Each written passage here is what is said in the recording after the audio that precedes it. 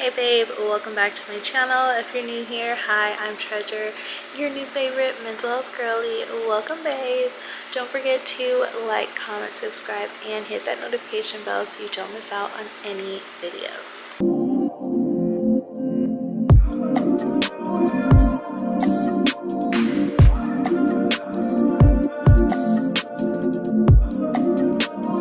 Welcome back to the third episode of Depression Diaries. In the last episode, if you missed it, I will link it at the top so you can go back and watch it and then meet us back here.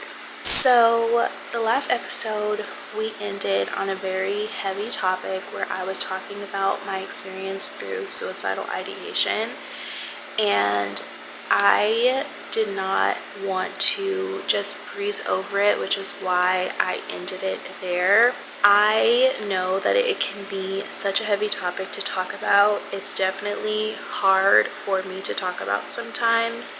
I know that when I'm filming these videos, or even when I'm just simply talking about my journey through depression in general, a lot of the times now, because I'm no longer depressed, I am more high energy, or I'm very smiley, or I seem very happy, and that is simply because that is the emotion or the phase of my life that I am in now. I am genuinely happy. I am experiencing a level of peace that I did not know prior to depression.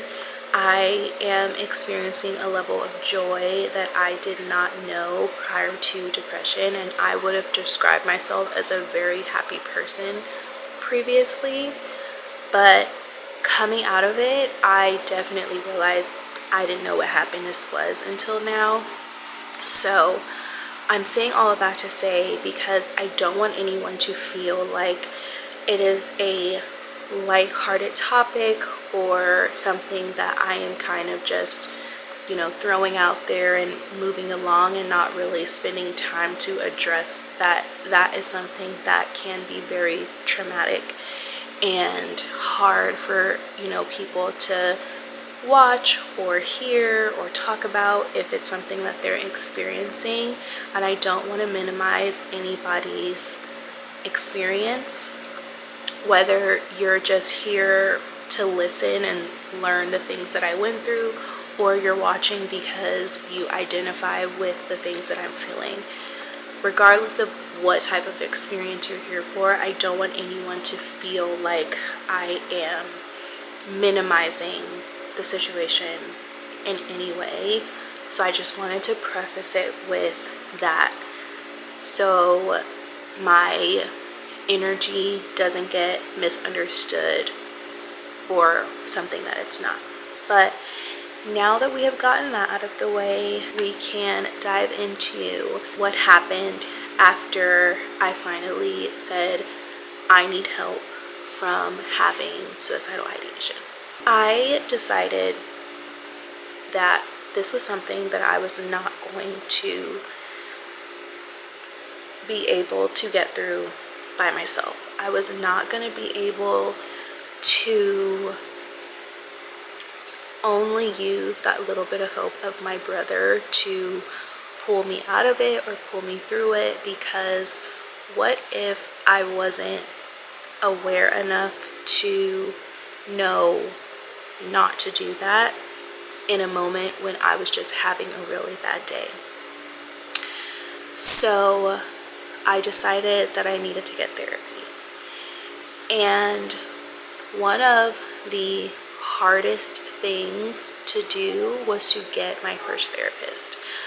I could not find a therapist for about 8 months, and it was so frustrating because I didn't understand why it was so hard for me to find a therapist when I desperately needed one. So once I was able to finally get a therapist, I was very open in talking to her, because growing up, my mom always said, two people you don't lie to is me and the doctor. And so for me, my therapist was another form of a doctor. So I was very open and very honest with what I was feeling. And because I felt like the only way for me to really process and get through what I was feeling was for me to be honest. So I told her that I was experiencing suicidal ideation, and we were having therapy sessions once a week. And each therapy session, from what I can remember, because honestly, most of it is kind of a blur, I can't really tell you everything that I talked about with my first therapist, but I do remember that for every therapy session, she had asked me, are you having suicidal thoughts? And if you are, do you have a plan? Do you have means? And every session I was telling her, yes, I am. No, I don't have a plan, but yes, I do have the means if I was going to do anything. And at the time, she told me, or she asked me, what does that mean? Like, what means do you have? And I told her, well, there are multiple different types of, medication in the house, just because my mom and I both suffer from migraines. So we have, medication that we use for our migraines, or, there's ibuprofen, or, things like that. And at the time, we lived in a house that had a pool. And so I told her, I said, well, I could just take a bunch of pills and go in the pool. And when I told her that, she asked me, do you have a plan to do that? And I told her, no, I don't have a plan, but I know that if I were going to do something, that there are ways for me to do something.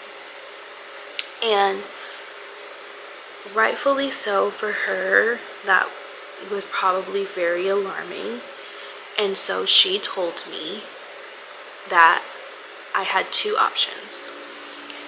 Now, in the beginning, the very first session that I had with her, I told her two things that I absolutely did not want, was to be committed and to go on medication.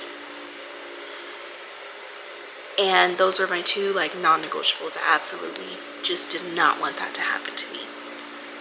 Well, this specific session might have been my third or fourth session with her, and she told me, I know you said that you don't want to be committed and you don't want to go on medication, but from what I'm hearing, you do.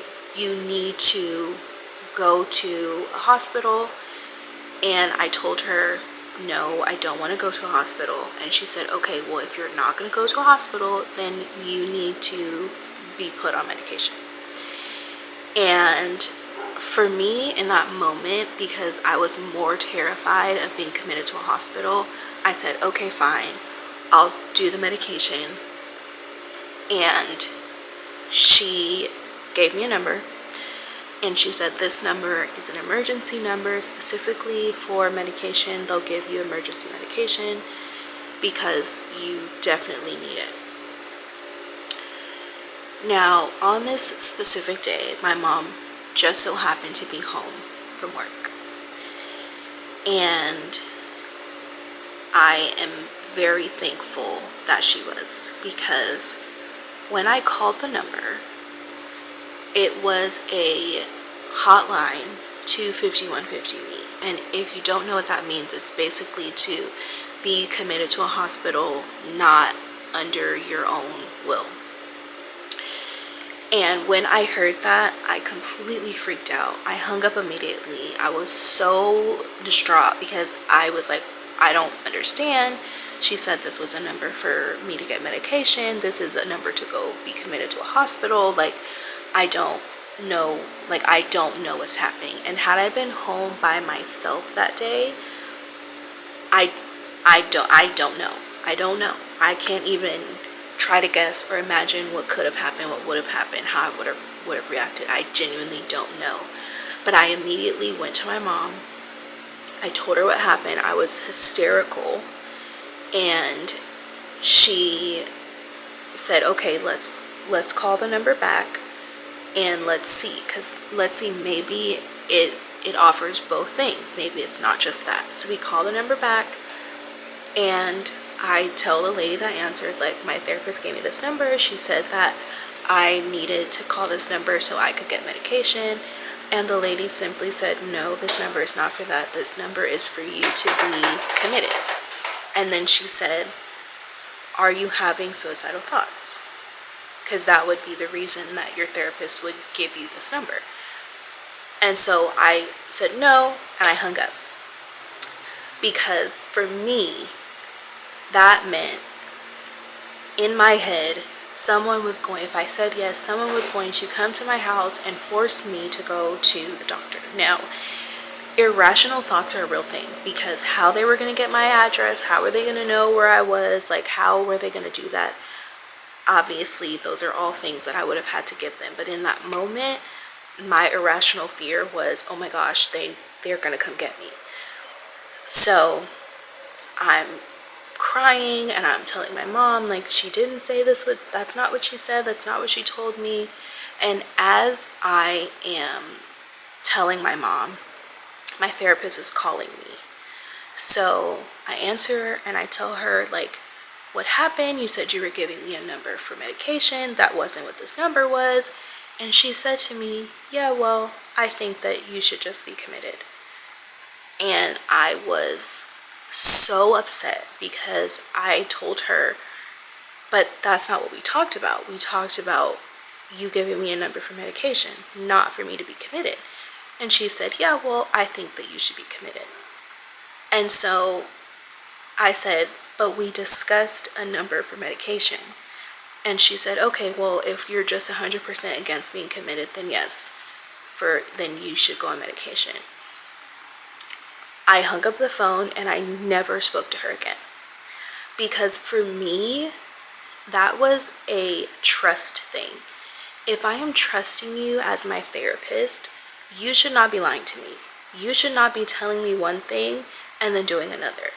If it was her professional opinion that I needed to be committed, I feel like she should have just said, this is my professional opinion. This is your only option, in my professional opinion. And we could have gone from there.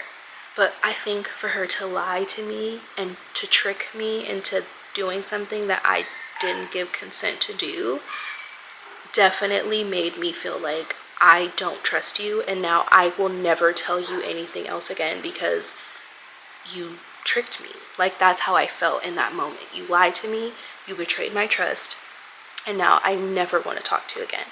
So I ended therapy, didn't have her as a therapist anymore.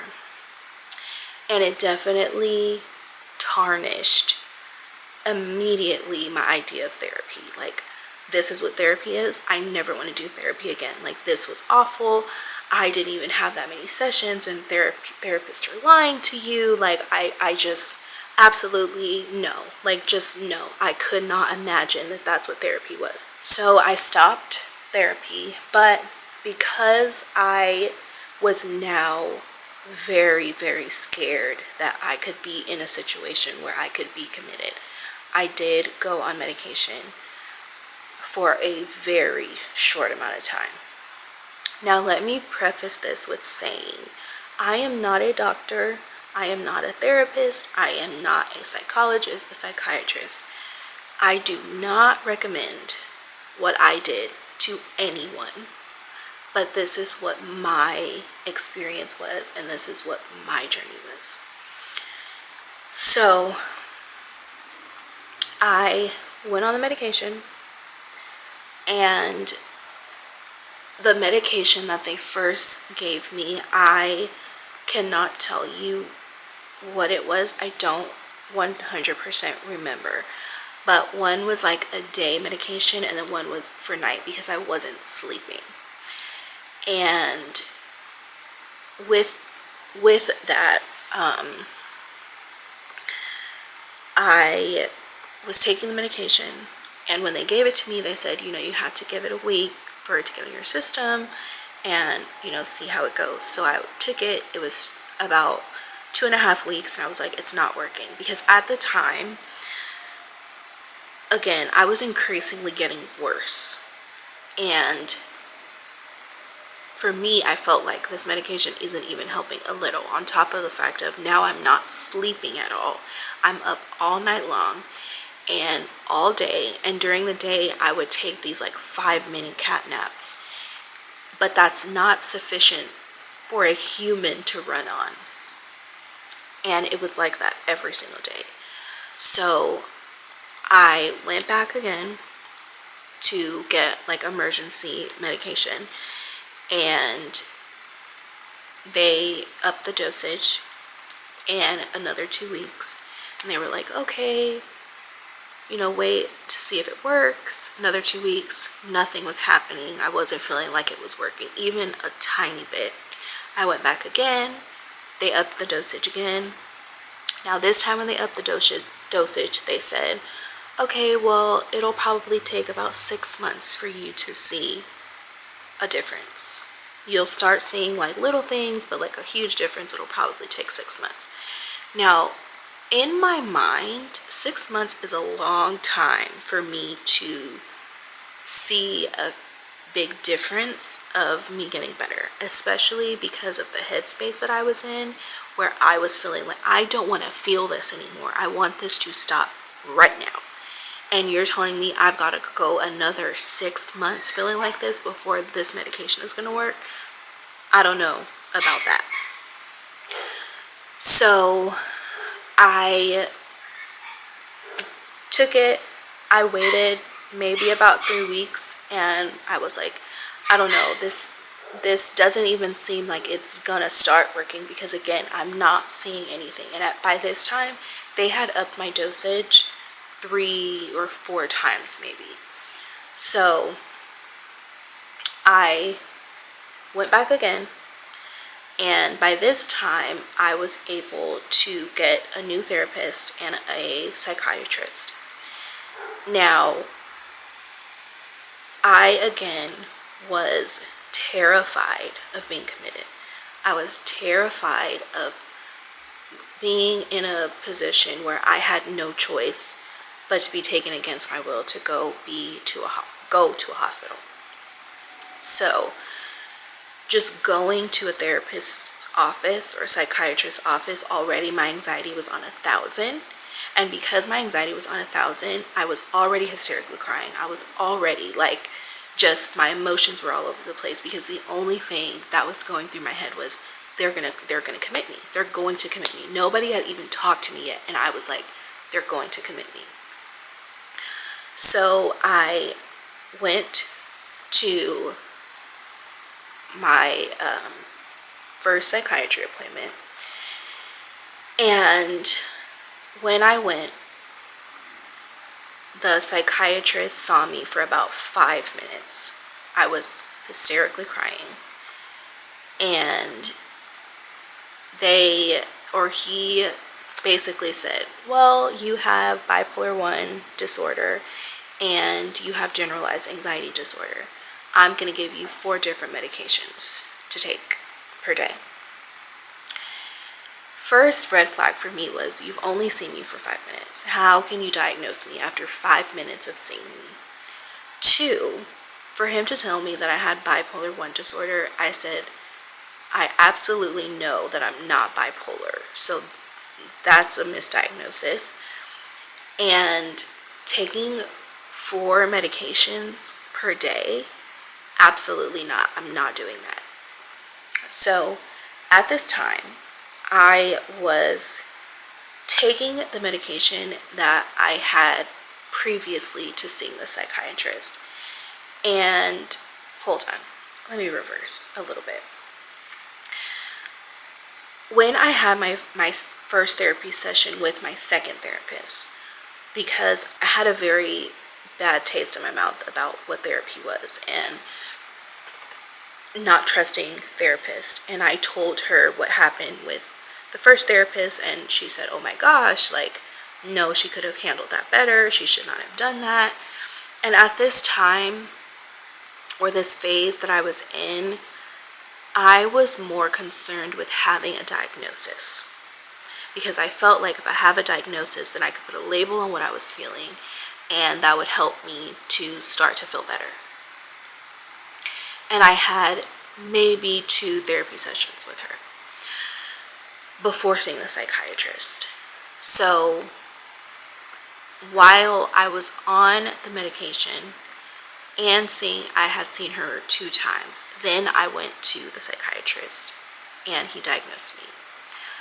But when I left that psychiatrist appointment, I had made up in my mind I was not taking the medication. I absolutely was not going to take 4 medications per day, because I just thought that was completely insane.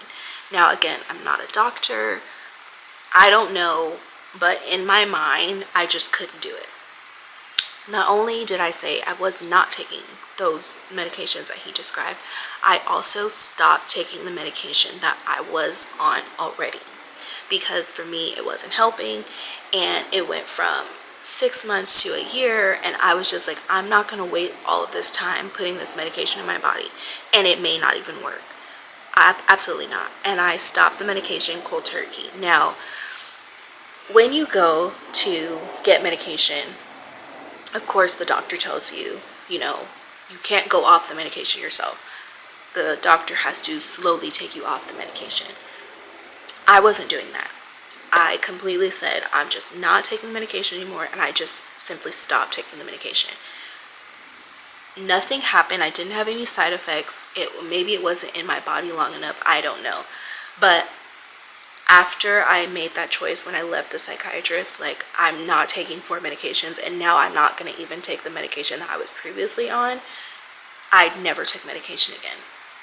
My experience with medication was that it doesn't work for me, and I wasn't going to be taking medication for years before I would see a difference. Like, I just wasn't going to do that to myself. So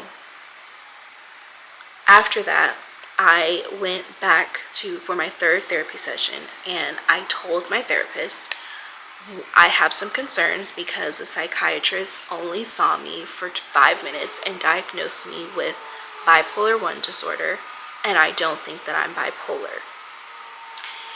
And also prescribed me 4 different medications, and I'm not taking 4 different medications.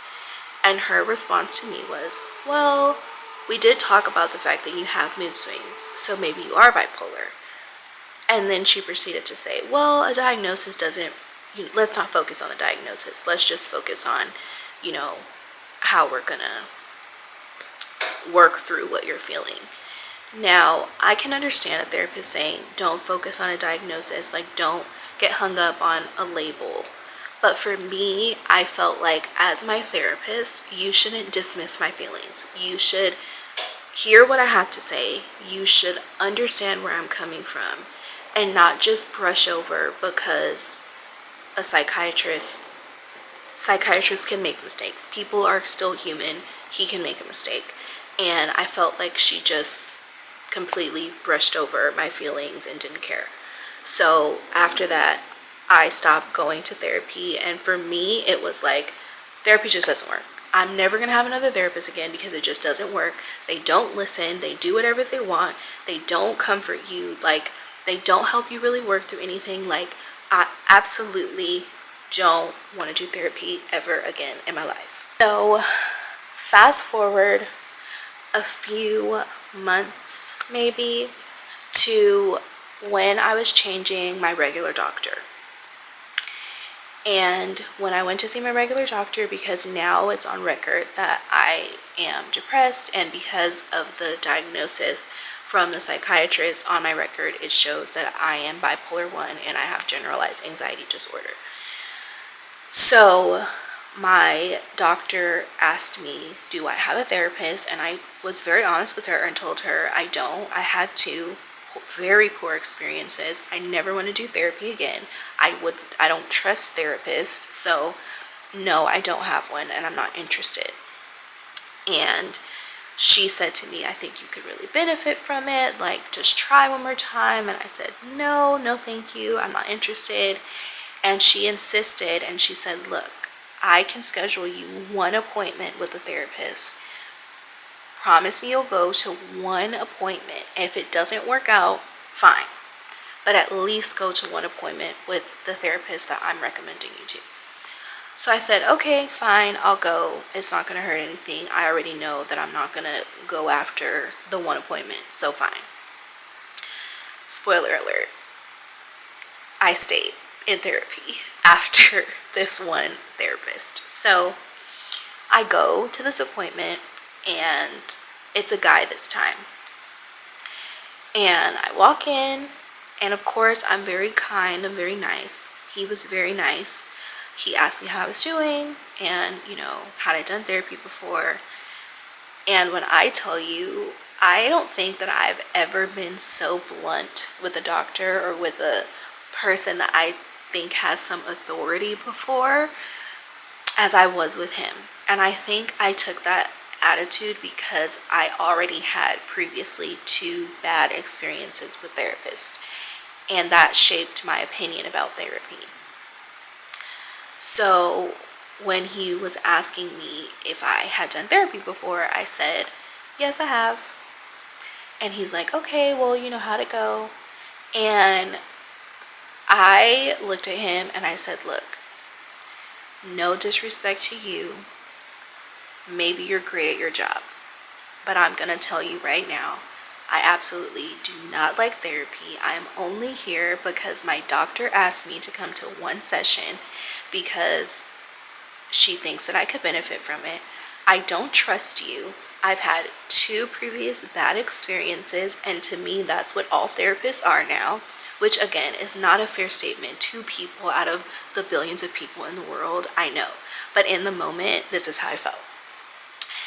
And I told him, like, I can't even take you seriously because I don't trust you.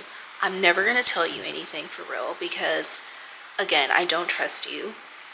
So I'm really only here because my doctor asked me to come to one session. And after this one session, I won't be back. And I said, again, it's no disrespect to you. You seem like you're very nice, but I'm just not. I just have to be honest. And I think he was probably very shocked. And he just looked at me and he said, I can respect your decision. Can you tell me what happened with the other therapist? So I told him what happened. But again, I'm telling him, like, just, okay, like, whatever. I'm here. So I tell him what happens. And he's like, oh my gosh, like, that's awful. Of course, I would never go to a therapist again if that were my, experience. And so that was the first thing that I was like, okay, that's different. He's at least acknowledging that what I went through, what I experienced, my reaction wasn't not normal. So I was like, okay, whatever. Then he said, can you at least come back to one more session and give me a chance? Because I understand your previous experience. I understand how you might feel.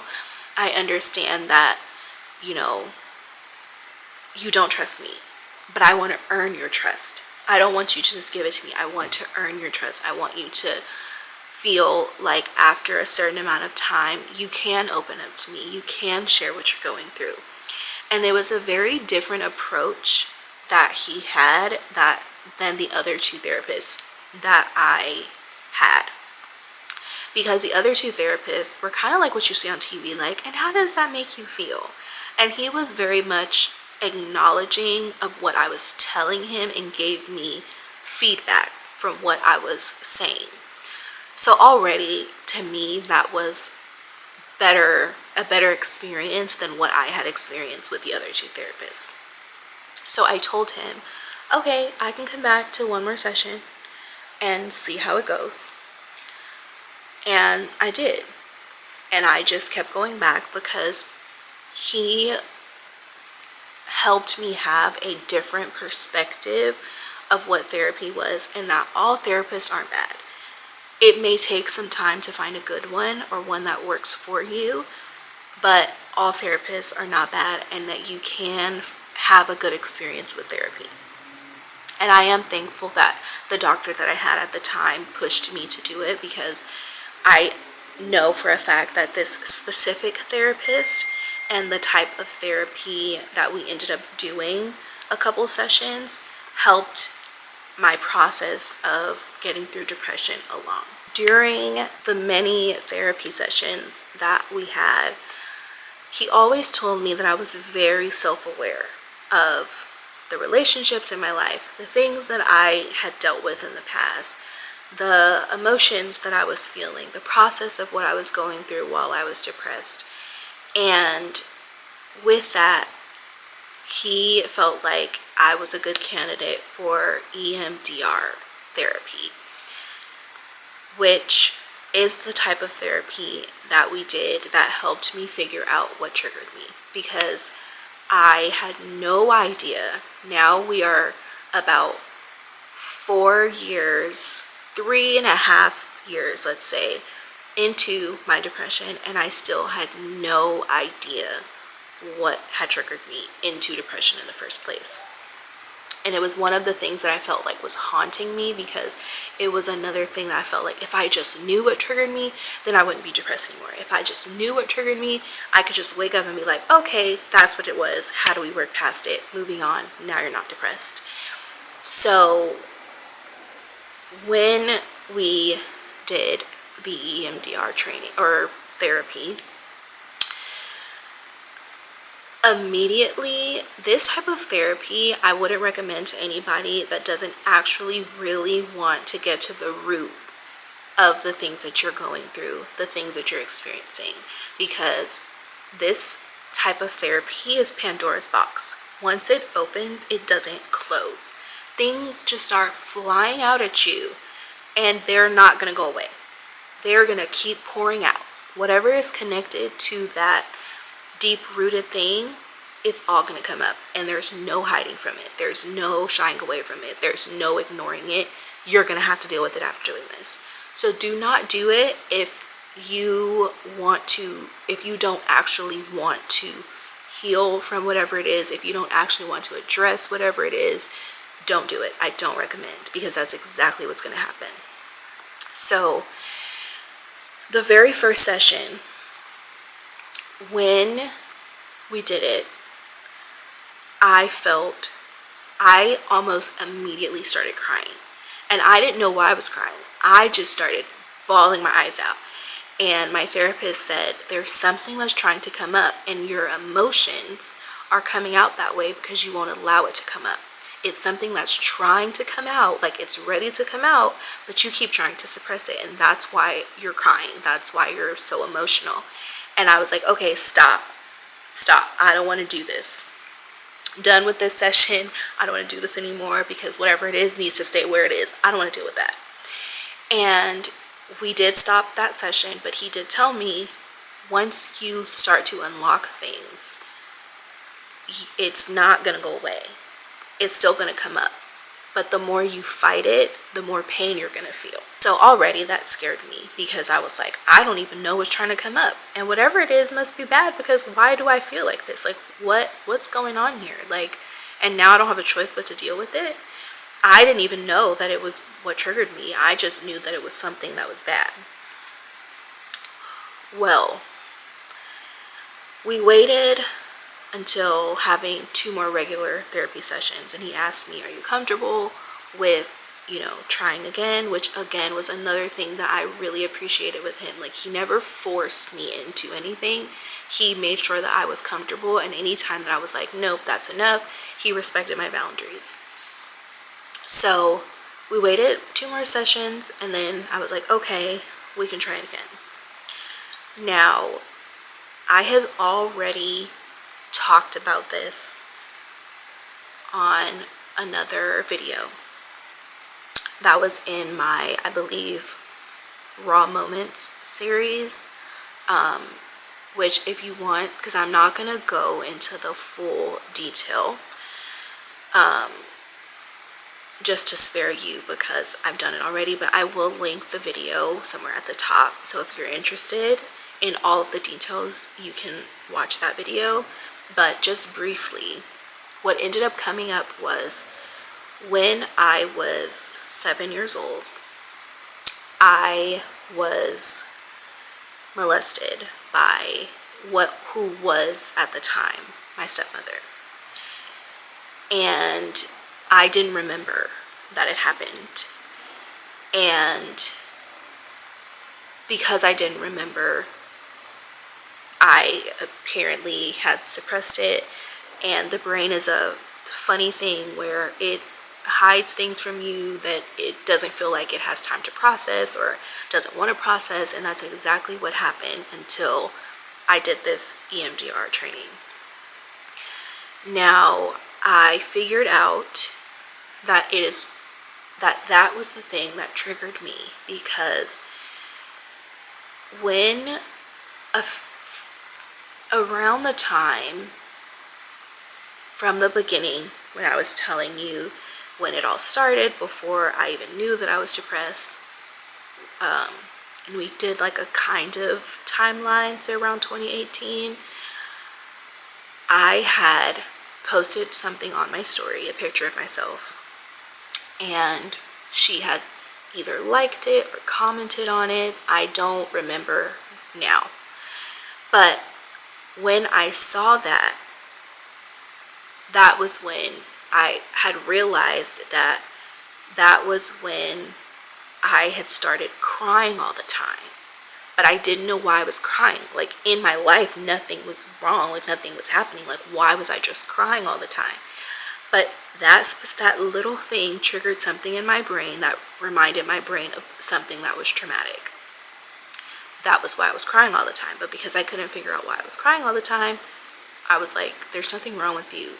And I thought it went away, it was done, until here we are, depressed. Now, fast forward, I figured out that's what triggered me, because after it came up in the EMDR training, in the EMDR therapy, oddly enough, she did it again, where she had liked something that I had posted on my story. And that is what triggered the memory of when she did it prior, and it made me start crying. Now, knowing that that is the thing that triggered me into depression, I could not understand or wrap my head around, this is what triggered me, this happened to me. I went through a bunch of different phases of emotion, which again, I went through in that video, and that video is in real time, so you'll be able to see the emotions that I was feeling. I wanted to give up. Like, I just felt like I am already feeling awful. Depression is just the worst thing ever to go through. And now I have to deal with this. Now I have to deal with the fact that this happened to me, that I didn't even remember happened to me. I can't. I'm done. I want to give up. I don't want to do this anymore. There's no way that I am going to get through this now, knowing what triggered me, and that this is what triggered me. I'm never going to get through this. I'm going to be depressed for the rest of my life, and I just cannot imagine having to deal with that. And I went through a few weeks where I just totally felt like I was back at square one and was just done over life. Like, I can't. And when I had got to a point where I was like, this is it. I am done. I cannot do this. I love my family. I love my friends. But I cannot do this. Like, physically, I don't have it in me anymore. Mentally, I don't have it in me anymore. I have fought as hard as I can fight. I have done everything that I could possibly think of. There's nothing else that I can do. I don't have it in me. I give up. It was in that moment everything changed. Because you cannot convince me that I did not experience a moment with God himself in that very moment. It is a very surreal thing.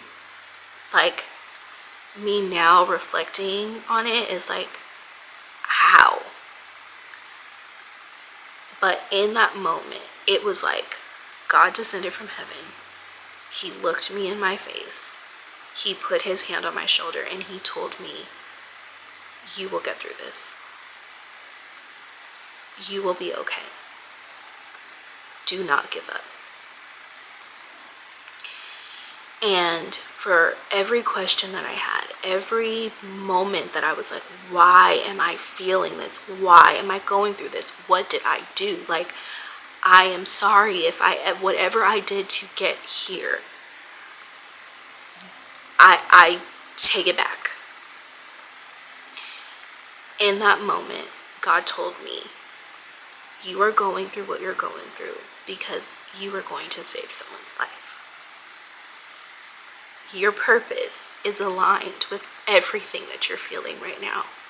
And I need you to hold on, because you will not be able to help anybody if you give up. You can't give up because your purpose is aligned with your pain. Your pain is not something you're going through in vain. There is purpose in your pain. And it was just repeated over and over. There is purpose in your pain. There is purpose in your pain. Don't give up. You will be okay. You will come out of this. And it was everything that I needed to make me change my perspective and understand that what I was feeling was no longer about me. That the thing that was making it about me was me trying to figure out what triggered me. And God gave me the ability to figure out what it was so I could let it go. Not to hold me back, not to make me feel worse about myself, not to use it against me, but to give me more strength to understand that you being depressed is not about you. You being depressed is because you're going to help millions of people not be depressed anymore.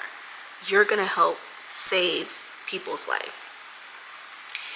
And growing up as a little girl, the only thing that I knew that I was sure of is that I wanted to help people. Now, I went through so many different phases of how I would do that. I'd be a teacher. I'd be a speech pathologist. I don't know, anything that could help someone, I wanted to do it. Little did I know that I was absolutely going to help people, but in a way that I could not have even imagined that I would. And everything in that moment also came full circle for me because my grandma used to call me her joy baby all the time. Like, you're my joy baby, you're my joy baby. Because when I came into this world, my grandmother was depressed. And she said she would not have been here if it weren't for me coming into this world, and that I saved her life. And so for me, everything was hitting me in a way that was giving me the fuel that I needed, the power that I needed to know and understand that the one thing that you've been so sure of your entire life is that you wanted to help people. This is the way you're going to do it. Use that to help you fight. Use that to help you not give up. Because this is purpose aligned. And when you find your purpose in the world, it's not that things get easier, because they absolutely don't. I feel like the pressure amplifies now that you know what your purpose is. But you have a different type of intentionality when you know what your purpose is. You have a different type of outlook on life in the world and the things that you do and the way that you do them when you know what your purpose is in the world. And I feel like in that moment, while I was still depressed, while I was still feeling all the things that I was feeling, while I wanted to give up, knowing that God put me in this position for a reason helped me to understand those were all the things, those were all the reasons that I was not going to give up. And it completely changed everything from then on out. This is a message to anybody that is going through the phases of depression, and maybe you feel like you are at a point where you just want to give up and you just can't take it anymore, and things just keep getting thrown at you and you just feel like you have no more strength. You absolutely are strong enough to push through. You may not feel like it. You may not know what your purpose is in this world.